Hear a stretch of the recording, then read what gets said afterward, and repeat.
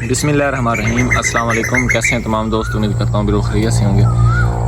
आज बात करते हैं कि इस स्टेज के ऊपर 6 जून 2023 हमारे ग्रेप्स कहाँ तक पहुँचे हैं। अभी तक कि मुकम्मल तौर पर रेडी नहीं हुए। जिस टाइम में हमारी जितनी भी वैराइटीज़ हैं मुकम्मल तौर पर रेडी हो जाएंगी तो मैं इंशाल्लाह तमाम का रिव्यू कराऊंगा कि ये हमारी जो वैराइटीज़ हैं ये कैसे पककर कैसे लगती हैं और उसका जायका कैसे है। ये जो वैरायटी देख रहे हैं ये किंग रूबी है। अभी तक देखें ये अपना कलर चेंज करना इसने शुरू कर दिया है। जहाँ पर हमारे बंचेस छोटे थे उनका दरमियानी फासला जो हमारे ये ग्रेप्स का है वो ज़्यादा है तो उनने कलर चेंज करना शुरू कर दिया। लेकिन जहाँ पर हमारे जो बंचेज़ हैं ये देख सकते हैं आप लोग बड़े हैं और ये थोड़ा सा वक्फा भी दरमियानी वक्फा भी इनका कम है तो उन्होंने अभी तक कलर चेंज करना शुरू नहीं किया बल्कि कर रहे हैं। तो इस स्टेज के ऊपर कहीं कहीं जो हमारा होता है फ्रूट होता है किंग रूबी के यहाँ पर बात करें मैं कोशिश करूँगा कि दूसरी वैराइटीज़ के ऊपर भी आपको रिव्यू दूँ।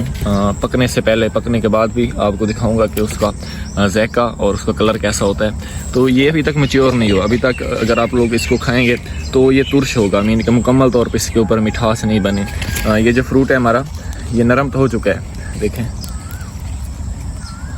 ये बिल्कुल नरम हो चुका है लेकिन इसका जो छिलका है वो बहुत ज़्यादा सख्त होगा। छिलका इसका सख्त होगा, खाने में अभी तक ये स्वीट नहीं होगा।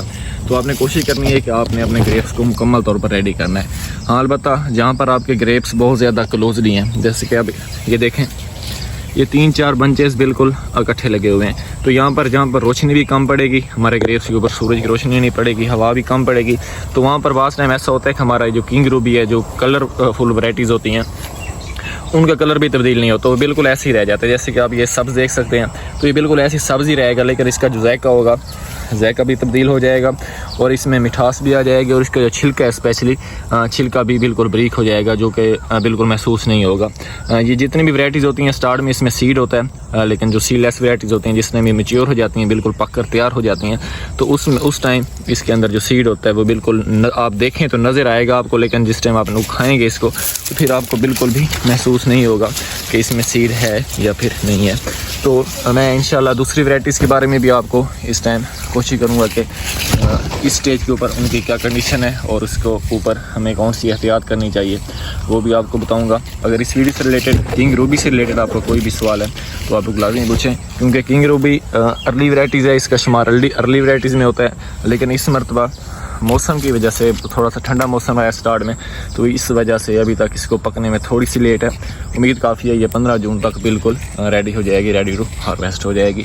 लेकिन कहीं कहीं जहाँ पर थोड़ा फ्रूट था वक्फा था फ्रूट में तो वहाँ पर मार्केट में भी आ चुका है। लेकिन अब इस स्टेज के ऊपर अगर आप लोग मार्केट में भी देखेंगे तो बंचेस का जो कलर होगा वो इस ऐसा होगा जैसे कि आप लोग ये कलर देख सकते हैं। ये मैच्योर तो हो चुका है लेकिन अभी तक इसमें मुकम्मल तौर पर मिठास नहीं आई। अगर आपने अपने घर पर लगाए हुए हैं तो कोशिश करें आप लोग 15 जून तक वेट करें। मीन के जो ऊपर गर्म इलाके वाले लोग हैं मीन के जनूबी पंजाब या फिर पंजाब कर लें तो वहाँ पर इसका जो जायका है उम्मीद है इंशाल्लाह ये 15 जून के बाद इसमें बहुत ज़्यादा मिठास हमारे ग्रेप्स में आ जाएगी। तो इस स्टेज के ऊपर आपने कोशिश करनी है कि अपने प्लांट को पानी भी वक्त पर ही देना है। तो इंशाल्लाह बहुत जल्द मुलाकात होती है एक नई वीडियो के साथ, एक नए प्लांट के साथ। इजाज़त दीजिए, अल्लाह हाफिज़।